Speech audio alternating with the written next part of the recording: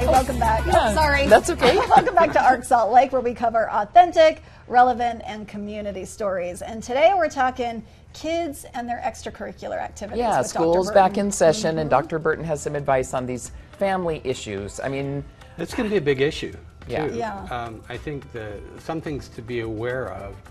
I think that sometimes parents overschedule their kids, and that doesn't happen with everyone. But Yeah. certainly, kids can be overscheduled, and they don't have a lot of free time. And sometimes the result of that is that kids don't learn how to be bored. And so they're always expecting someone to tell them what to do, or some sort of stimulation. You know, I'm going to be here, I'm going to be doing that. And being alone and being able to, you know, guide your own play or activities and be creative is really, really important. Okay. So I think that having an extracurricular activity, though, is really important.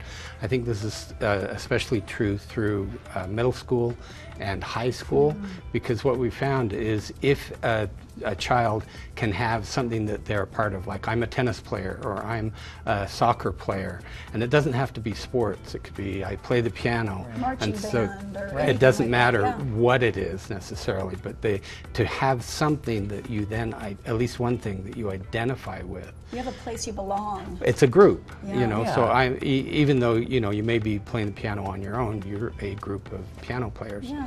So I think some things for parents to remember is that this is true for academics and for sports. If you focus on effort as opposed to the result. So, you know, in academics it would be, I really want you to get the A, or you only praise a child when they get the A. In sports it would be, you know, I'm going to praise you when You get a touchdown, when you get or- you got 3 goals this game. so focus on effort, not Focus on the effort, because what can happen sometimes is the child gets into this all or nothing thinking, meaning if I don't get the A or if I don't get the 3 goals in the game, then it doesn't matter. And often I failed, and so often they just don't try. Yeah. Because in reality, nobody ever gets 3 goals every game. I mean, there may be. That's a good way you to don't want to look avoid yourself as a failure. overcoaching your children. I Right. think you see parents on the sidelines all the time sort of doing the coach's job a little bit, you know, so maybe that's a good way to avoid doing that. But it's really about the effort, because that's Yeah. what you want. You know, as the child grows up, you want them to put in the effort in Yeah. whatever it is they're doing, you know, whether it's schoolwork, college, when they get a job. Well, and and as a parent, you have an influence on them other than the coach. The Yes. coach might be Right. talking about scoring. The coach and is goal going to be and doing putting that. pressure. Let us build their confidence on That's and success. That's Point exactly out the good right. things. Yeah, I think Yeah. you're right. The coach has his job, parents have their job. I think the other thing is that as the start of the school year, I think parents have to be clear about their expectations around the balance between academics and extracurricular. Now, this is my bias, obviously. I think academics are more important than the sports.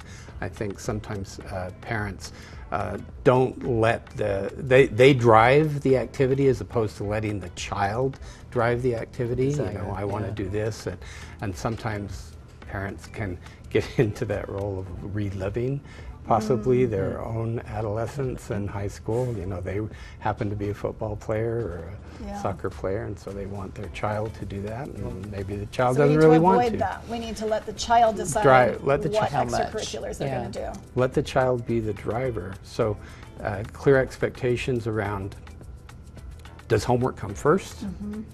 Or what's the role of homework? You I know, would say, yeah. Well, I mean, it's I would sports say paid that for too. college for me, but I still say academics are more important.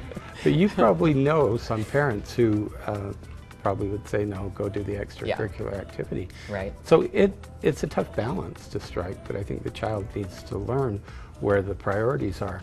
I think a lot of parents see their children and they think, wow, this kid could be in the NBA. And push, push, push. And statistically, that is highly, highly unlikely. Yeah.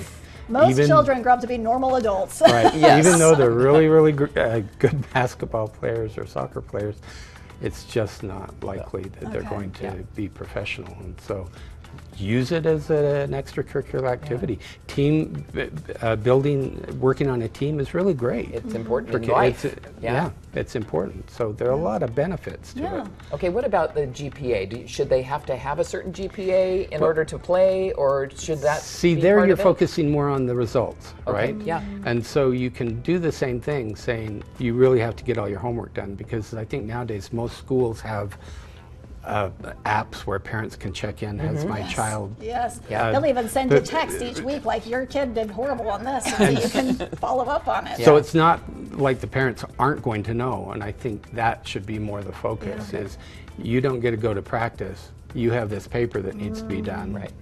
And And you so end you- up as soon suffering as- the consequences. Yeah, as soon as you are done with the paper, then you can go back. So that way you aren't focusing on the result, you're focusing on the effort. Doing the work.